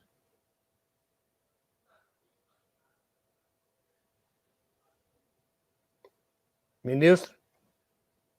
Eu acho que não. Miller, vamos... Eu acho que deve ter havido algum problema com o microfone do ministro Aldo e não conseguimos reconectar. Nós estamos com a imagem do ministro, mas não com o som, não com o áudio. A Beatriz, que está lá na rádio, e o Tim, que está também na outra rádio web, devem estar com problema ali, porque fica um vácuo, né, Beatriz? Diga lá, Beatriz, fale. Abra. Ele está com o microfone dele fechado, ele deve ter fechado por lá. Tinha uma pessoa que estava ajudando ele, agora não está por ali. Mas eu, na verdade, eu gostaria muito de poder perguntar a ele sobre a questão que envolve o Brasil e a Venezuela, Estados Unidos. Essa preocupação que, sem dúvida nenhuma, nós temos aqui de repente, alguma alguma aventura do Trump com relação à Venezuela. Se isso seria possível, daria para colocar no horizonte uma possibilidade tão terrível, considerando que nós estamos num ano de reeleição do Donald Trump. Ele continua com o microfone fechado. Ministro Aldo, talvez o teu microfone me parece que está aberto, mas eu acho que está com som muito baixo. Essa preocupação, sem dúvida nenhuma, nós temos aqui de repente, alguma aventura do Trump com relação à Venezuela. Se isso seria possível, daria para colocar no horizonte uma possibilidade tão terrível, considerando que nós estamos isso, Tadeu, segundo os especialistas de informática, é Bill, viu? Tem a ver com a idade. Pois é. Eu sei porque eu passo muito por isso, seguido.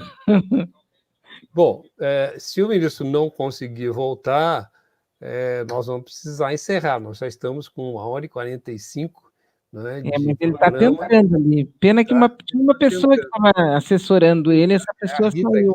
Eu acho que é a esposa dele que tem mais traquejo. Quando eu combinei com ele, ele disse, olha, eu vou pedir para a Rita, e eu acho que é a esposa, que vai me assessorar aqui, porque eu não tenho muito traquejo com esses... Mas a gente tem um problema que desde a década de 50, 60, tem problema. Pois é. Mas vamos... Bom, eu vou, então, encerrar, porque nós não estamos, né, conseguindo. O ministro Celso Amorim também perdeu a conexão, né? Nós somos todos né, já das décadas de 50, né, pelo menos. Né? Pelo menos. Então, nós temos um problema de BIOS mesmo. Né?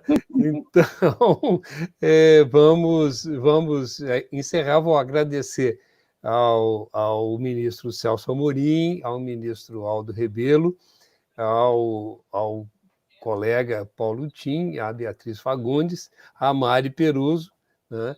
E eu acho que nós, não obstante os problemas técnicos, né, conseguimos dar uma contribuição ao debate. Né? Hoje é um dia especialmente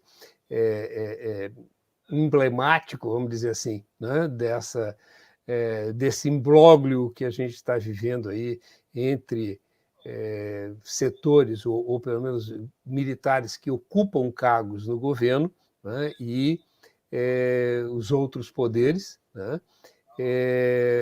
As intervenções, tanto do ministro Aldo quanto do ministro Celso, né, foram no sentido de que nós não podemos confundir, né, os militares no governo com o pensamento e com o posicionamento das Forças Armadas, né, reforçar um compromisso democrático das Forças Armadas, e eu acho que, como a grande maioria, né, da população brasileira, pelo menos a grande maioria democrática da população brasileira, nós todos torcemos para que realmente, né, essa convicção esteja arraigada, né, nas Forças Armadas, e que nós não passemos por uma nova aventura intervencionista, né, que nos levaria novamente a um período de trevas, né, que Bolsonaro esboça, né, mas que eu acredito que a sociedade brasileira terá sabedoria e força suficiente, e inclusive as corporações militares, né, saberão distinguir aquilo que é, inclusive, prejudicial para elas próprias. Quer dizer, o envolvimento crescente dos militares com a política faz mal também para as instituições militares. Isso, estudiosos, né, das Forças Armadas em todo o mundo e da democracia são unânimes nessa avaliação. Eu agradeço a todos, ficamos por aqui. E lembro que na semana que vem nós teremos o debate no mesmo horário, promovido pelo Núcleo de Conjuntura Econômica.